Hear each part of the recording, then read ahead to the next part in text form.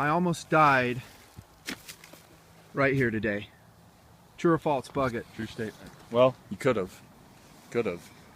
If that had Very happened easily. while we were going faster, I honestly don't think I would have gotten up. Thank God it happened where it did. Because if it had happened back there, we'd have been waiting for a helicopter right now. And that's no joke. That's no joke. Here's the deal, dudes. We're in a small town in Utah doing a motorcycle ride as buddies. And I'm on the KTM 500 EXC. It's got a motard conversion on it. The mechanic that installed and relocated the front brake, or whatever he did, he messed with those screws. He didn't make sure they were on. And so as I pulled off the road, we were doing like 80 coming down here. Yeah. Well, 80-ish. And then we slowed to, because I had to check something on the bike, and I was doing about 45. The whole front wheel locked up instantaneously. And I high-sided right onto the pavement. Yep. Yep, right off the side of the road. You can see the grooves right here. So, really the only reason I'm doing okay is because I have full protection on. I've got hard shell knee, shin under this Gore-Tex riding suit. I've got, unfortunately, no hip protection, so I'm going to be in a world of hurt right here. It smashed pretty hard. I took my top off just so you can see. I have a vapor pressure suit on. That's what it's called. It's basically hard shell armor. It's meant for mountain biking, but apparently it works pretty good for crashes on a motorcycle because that saved my arm. Without that, my arm would probably be broken, my elbow would be messed up, and then I hit my head really hard. Here, check this out. Yeah, if that hadn't been on your melon, I'd probably be dead, dude. you'd probably be dead. Yeah. So I'm always preaching safety when you ride motorcycles and stuff. Hey, dude, I'm still gonna be wearing the helmet. You're putting it down the freaking dirt. Bugget. Oh my gosh, that's hurting. I can feel that pain coming now. I don't think anything's busted though. I really don't know because I still have adrenaline from the wreck. Here's the fix that we're doing. Number one, I'm pissed at the mechanic. I thought he was a really good mechanic. Now I'm not so sure because this almost killed me, what he did. It's lack of attention to detail. I mean, when you're dealing with wheel components, brake components on a motorcycle, don't you think you should double check those? I almost died because he didn't.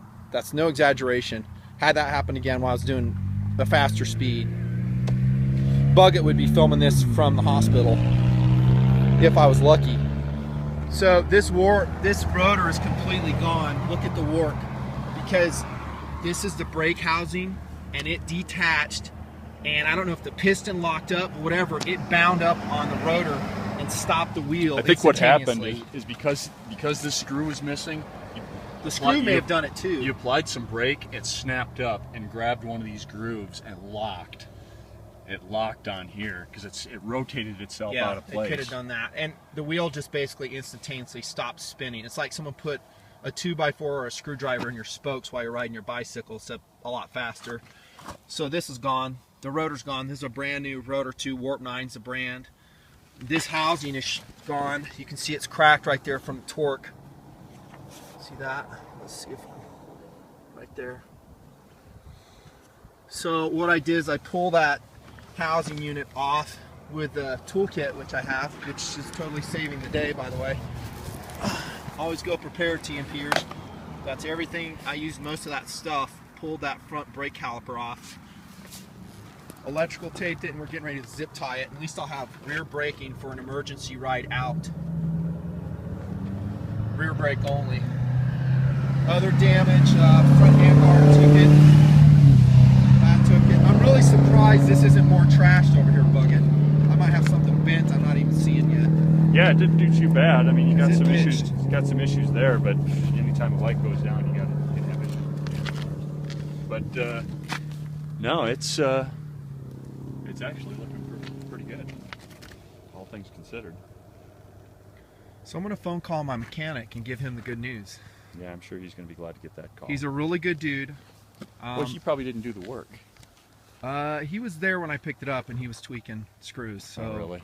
if it's his shop, he needs to make sure the guys under his really purview are doing it right. It's on him, but I mean, freak, when you're dealing, again, I already said it, you're dealing with motorcycle wheels, of all the things, you better make sure that's right, because you can die. The sad part about it is this pretty much echoes my experience with various different motorcycle shops in the local area here.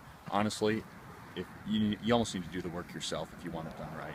Yeah. Because there's usually like one guy in the shop that is good and knows everything. The rest of them are a bunch of hacks. That's Bugget's XR650R re-geared, and we were just having a really fun time together. Ironically, going to Bugget's house to narrate another motorcycle video we shot in August. That was completed successfully, I might add.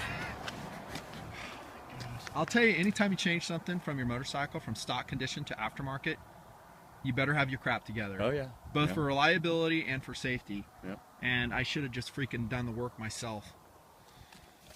The only reason I didn't is because he has a way to balance the tires. I was like, I can mount the rims, I can mount the kit, but he's like, for time, because I wanted to do a video for TMP, I was like, I'll just give it to and do it, and this is what I get for it, almost freaking dying. In your garage every night, so you know, you got to weigh your options. You know? There's a tank bag, there's the Endura, rocking some rust from cutting some freaking kelp in California. I guess I'm doing okay if I'm talking about knives after a wreck. Yeah, I'd say you're just fine. You know what? When that helmet hit, and it hit hard, I'm just like, my thought was, man, I'm so damn glad I have the helmet on. And it took the impact well. I mean, my head didn't that's an HGC helmet, by the way, that you saw earlier. Highly recommended. I'm sure there's all kinds of great helmets, but this one saved my butt today. So here's the deal. I'm going to call. He's going to come get the bike. He's going to pay for all this. He's lucky I don't freaking go legal or something, because this is pretty dicked. But I'm not that type of guy, and I don't believe in that type of stuff. No. Well, I'm glad things turned out the way they did. I'm glad you were with me. I am too. So this is a day I almost died on a motorcycle. I say always that 90% of the risk you can mitigate by the way you drive. Another 10% is just completely out of your hands. I think this kind of falls into a different category. It's kind of a mechanical that could have been prevented by someone other than yourself. Yeah, seriously, trust but verify when dealing with mechanics. Apparently, is the name of the game here. And I looked at that and I was like, I had to check those screws, and I was like, no, they look good. You know, when I saw it earlier today, we were time compressed. They look fine. You know, yeah, we're rushing. I was like, I had to check that. And I was like, no, this guy's good. He's never done me wrong. Signing off from the desert as the sun goes down. I guess I'm boarding the ride for now. To drive back, rear brake only. Hey, can you wheel that? See if that's rubbing now. You don't have a hair on your ass if you just don't get back on this thing and let's go where we were going to go. It would work. It would work. Probably not super wise. No, we're going home. Yeah. We're going home. We'll limp on back. I need your zip ties, dude, because I'm going to finish zip tying that so it doesn't fall. There's one on right now. Is it tight? Nope, we just tight? We need to just. Well, need to that put it one on. that I have is not long enough. I need your long ones. So I'm filming this with an iPhone. Obviously, we were not expecting to do this. I wish I had another freaking camera so you could see me talk to my mechanic, whom I'm going to call right now. I am in cell phone range. That's where we are, by the way, Alberta, Utah. Right there. It's a great little town.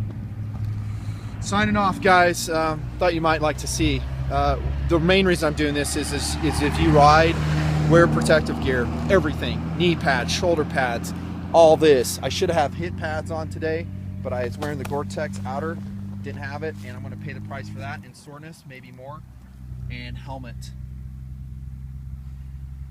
See it.